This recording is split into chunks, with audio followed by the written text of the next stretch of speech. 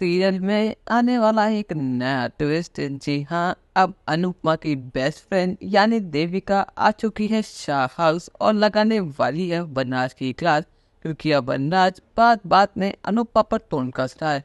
वनराज पूरी कोशिश कर रहा है कि जब जब उसे मौका मिले वो तब तब अनुपमा की बेइज्जती करे, और अनुपमा बेचारी इंसान है, वो भी कब तक सहेगी। पर लेकिन अनुपमा सब कुछ सहन कर जाती है।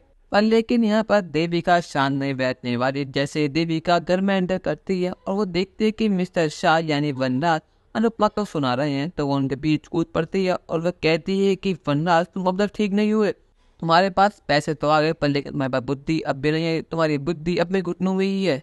और खबरदार, तो तूने मेरी अनुपमा को एक भी शब्द कहा तो मुझसे बुरा और कोई नहीं होगा।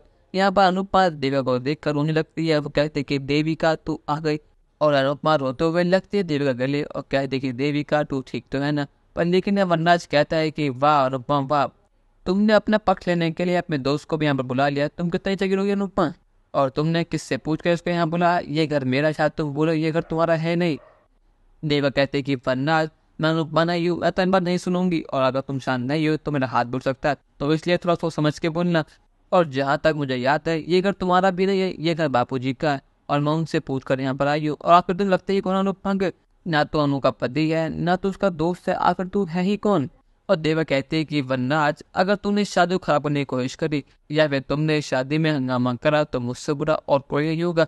फिर मैं अपने आप को नहीं रोक पाऊंगी, फिर जो होगा उसका जिम्मेदार सिर्फ तुम होगे। यहाँ पर देविका ने लगा दिया वनराज की क्लास और दिया है अनुपमा का साथ। आप क्या दोनों मिलकर वनराज को रोक पाएंगे? नहीं, अपनी राय हमें कमेंट पे जरूर बताइएगा और चैनल को नहीं सब्सक्राइब तो कर लीजिए। धन्यवाद।